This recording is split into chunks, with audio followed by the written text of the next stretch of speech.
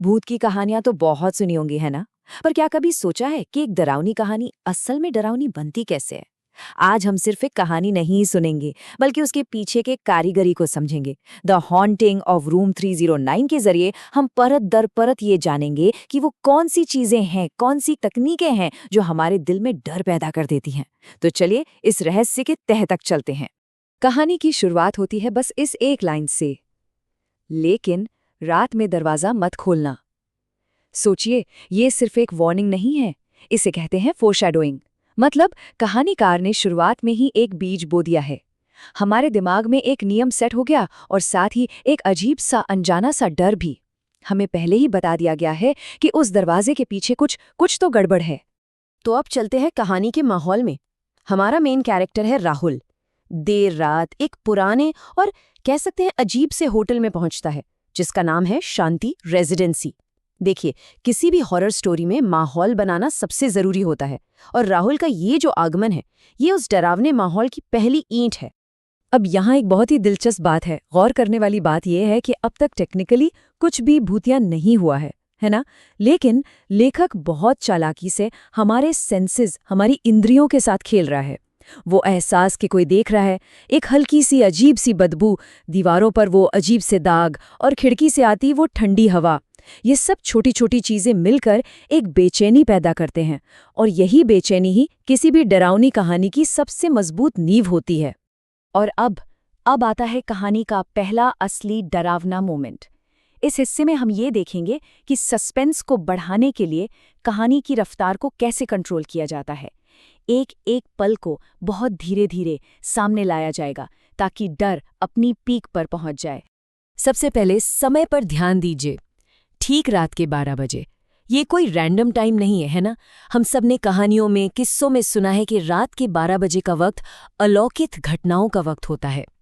तो ये टाइम चुनकर कहानीकार ने हमारे अंदर की उम्मीदों को, या कहूँ डर को, और बढ़ा दिया है। और फिर उस गहरी खामोशी को तोड़ती है एक आवाज, ठक ठक ठक। सिर्फ 3 दस्तकें। इसकी सादगी में ही इसकी असली ताकत छिपी है। सोचिए, एक सुनसान होटल का कमरा और ये अकेली आवाज, बस यहीं से डर का पूरा सिलसिला शुरू हो जाता है। राहुल वही करता है जो कोई भी करेगा।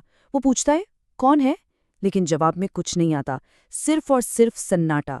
और सच कहूं तो ये खामोशी उस दस्तक से भी ज्यादा डरावनी है, क्योंकि अब दिमाग में तरह तरह के बुरे ख्याल आने लगते हैं कि आखिर बाहर है कौन।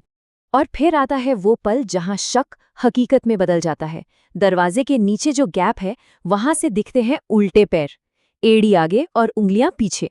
है ना भयानक? ये एक छोटा सा विजुअल है, लेकिन ये एक झटके में सब साफ कर देता है कि बाहर जो भी है वो इंसान तो बिल्कुल नहीं है। यहीं पर कंफर्म हो जाता है कि खतरा असली और अलौकिक है। और मानो इतना काफी नहीं था, फिर आती है एक आवाज जो डर को बिल्कुल नेक्स्ट लेवल पर ले जाती है। आवाज में शब्द तो इंसानों वाले हैं, लेकिन टोन वो बिल्कुल नॉर्मल नहीं है। एक सिंपल सी रिक्वेस्ट, दरवाजा खोलो, मैं अंदर आना चाहता हूँ। लेकिन जब ये शब्द एक ऐसी अमानवीय आवाज में सुनने को मिले, तो सोचिए कितनी ज्यादा बेचैनी होती होगी। तो पहली रात तो हो गई, अब कहानी पहुंचती है अपने दूसरे हिस्से में, दूसरी रात। ये हॉरर कहानियों में एक बहुत ही क्लासिक ट्रिक है, जो टेंशन को एक बिल्कुल नया, अनएक्सपेक्टेड मोड़ देती है। तो दूसरी रात राहुल पूरी तरह तैयार था, जागता रहा, लेकिन कुछ नहीं हुआ। एकदम खामोशी। और इसी खामोशी ने उसे ये सोचने पर मजबूर कर दिया कि शायद पहली रात जो हुआ वो बस उसका वहम था।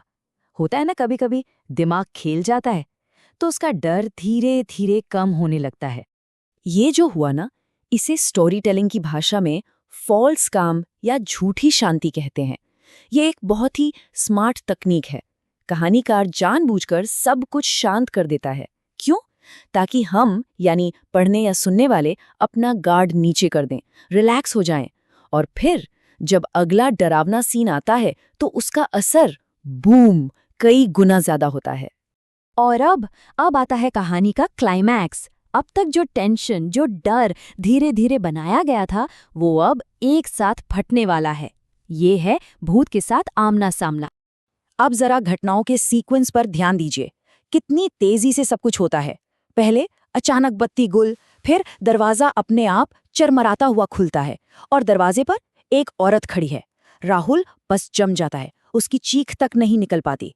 ये जो रैपिड फायर सीक्वेंस है, ये साफ साफ बताता है कि अब सिचुएशन पूरी तरह राहुल के कंट्रोल से बाहर है। और वो जो औरत दिखती है, उसका डिस्क्रिप्शन देखिए, कितना स्पेसिफिक है।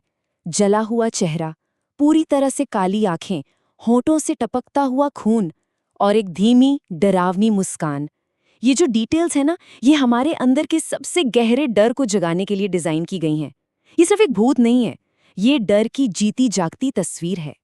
और फिर वो बोलती है, पहले 2 रात दरवाजा नहीं खोला, लेकिन अब मैं खुद आ गई हूं। ये शब्द शायद कहानी के सबसे ज्यादा डरावने शब्द हैं। क्यों? क्योंकि इनसे पता चलता है कि ये कोई बेसुध भटकती आत्मा नहीं है। नहीं, इसमें सोचने समझने की ताकत है। इसका एक इरादा है, और वो इरादा अच्छा तो बिल्कुल नहीं है। वो जानती है कि दरवाजा नहीं खोला गया, इसलिए वो खुद आ गई। तो अब ये सब हो क्यों रहा है? कहानी के आखिरी हिस्से में हमें इस सवाल का जवाब मिलता है। कमरा 309 का राज। देखिए, एक अच्छी हॉरर स्टोरी को बिलीवेबल बनाने के लिए अक्सर एक बैक स्टोरी, एक दुखद कहानी दी जाती है। ये जो टाइमलाइन है ना, ये एक अकेली दुखद घटना को एक खतरनाक पैटर्न, एक साइकिल में बदल देती है। 5 साल पहले एक औरत को इसी कमरे में जिंदा जला दिया गया था, और तब से हर साल उस कमरे से कोई ना कोई मेहमान गायब हो जाता है। ये चीज इस भूत की कहानी को एक लोकल लेजेंड, एक किंवदंती बना देती है। और राहुल का क्या हुआ? अगली सुबह होटल स्टाफ को कमरा खाली मिलता है। राहुल जा चुका था, गायब। ये अंजाम इस बात को कंफर्म कर देता है कि इस कमरे में जो दांव पर लगा था, वो सिर्फ डर नहीं था, वो जिंदगी थी। लेकिन कहानी यहीं खत्म नहीं होती। दीवार पर खून से लिखा था एक सवाल, अब अगला कौन? ये लाइन ये सबसे असरदार है। क्यों? क्योंकि ये कहानी को खत्म नहीं करती, बल्कि ये सवाल सीधे हमसे यानी सुनने वाले से पूछती है। ये डर को कहानी से निकालकर हमारी असल दुनिया में ले आती है, और ये पक्का करती है कि डर हमारे साथ घर जाए। तो ये पूरा डिकंस्ट्रक्शन हमें एक आखिरी सवाल पर लाकर खड़ा कर देता है। कहानी के शुरू में राहुल को चेतावनी मिली थी, फिर भी उसने चाबी ले ली। अब जब इस कमरे का पूरा सच, सब कुछ पता चल चुका है, तो सोचने वाली बात यह है कि अगर वो चाबी किसी के सामने रखी जाए, तो क्या उसे उठाना चाहिए? यही वो एक सवाल है जो इस कहानी के डर को हमारे लिए बहुत बहुत असली बना देता है।